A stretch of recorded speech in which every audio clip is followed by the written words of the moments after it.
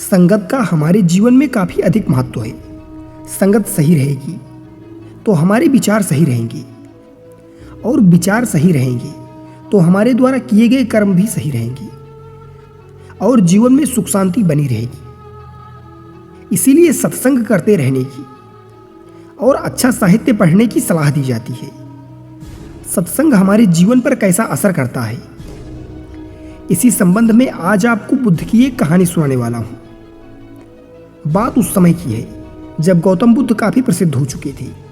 वे रोज प्रवचन देते, जिन्हें सुनने के लिए काफ़ी लोग पहुंचते थे।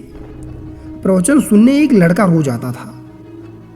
वह गौतम बुद्ध की सारी बातें बहुत ध्यान से सुनता था।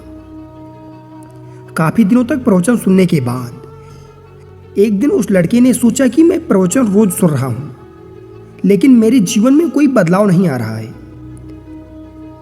बुद्ध बातें तो अच्छी बताते हैं, लेकिन कुछ लाभ नहीं हो रहा है। मुझे इस बारे में बुद्ध से बात करनी चाहिए।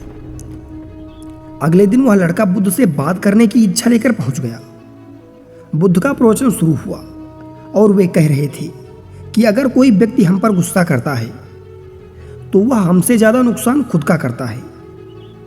अगर हम भी दूसरे के गुस्से का जवाब गुस्से से ही दे देते हैं तो हम खुद का नुकसान कर लेते हैं। बुद्ध की ये बातें सुनते ही वह लड़का खड़ा हो गया और कहने लगा, तथागत, मैं बहुत दिनों से आपके प्रवचन सुन रहा हूँ, लेकिन मेरे जीवन में कोई बदलाव नहीं आ रहा है।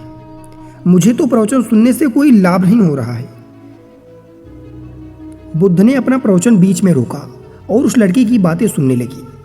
जब वह लड़का चुप हो गया तो बुद्ध ने उससे पूछा कि तुम कहाँ रहते हो। लड़का बोला कि मैं श्रावस्ती के एक गांव में रहता हूँ। बुद्ध ने लड़के से पूछा कि श्रावस्ती से यहाँ तक की दूरी कितनी होगी और यहाँ आने में कितना समय लगता है। उस लड़के ने बुद्ध की बातों का उत्तर दिया।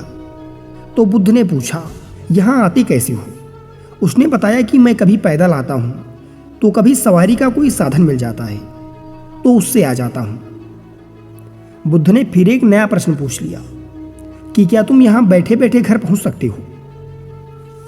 यह प्रश्न सुनकर वह लड़का और वहाँ बैठे सभी लोग हैरान हो गए। लड़के ने कहा कि ये कैसे संभव है, मैं बैठे बैठे कहीं और नहीं पहुँच सकता, इसके लिए मुझे ही चलकर जाना होगा। बुद्ध ने कहा, तुम्हारी बातों में ही तुम्हारे प्रश्नों का उत्तर है। सत्संग सुनने से तब तक कोई लाभ नहीं होगा जब तक कि तुम उन अच्छी बातों को अपने जीवन में उतारते नहीं हो, जब तक तुम अच्छे कर्म नहीं करते, इच्छाओं का त्याग नहीं करोगे, बुराइयों से दूर नहीं रहोगे, तब तक तुम्हारे जीवन में कोई बदलाव नहीं आएगा। सिर्फ प्रवचन सुनने से, यहाँ बैठने से जीवन में कोई बदलाव नहीं आएगा। बुद्ध ने आगे कहा, अगर तुम कोई अच्छा कार्य करना चाहते हो तो उसके लिए तुम्हें निश्चित ही प्रयास करने होंगे। सिर्फ विचार करने मात्र से ही काम नहीं होगा।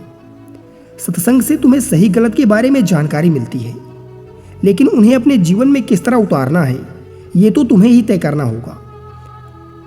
तुम्हें ही प्रयास करने होंगे, तभी जीवन में सुख शांति और सफलता आएगी। सत्संग करते रहने से हमारी बुद्धि पवित्र रहती है और हमारा मन गलत बातों से बचा रहता है। अगर हम सत्संग नहीं करेंगे तो हमारे विचार भटक सकते हैं। दोस्तों, इसीलिए अच्छी किताबें पढ़नी चाहिए, अच्छे प्रेरणादायक वीडियो देखनी चाहिए, अच्छी बातें सुननी चाहिए और अच्छे लोगों की संगत में रहना चाहिए।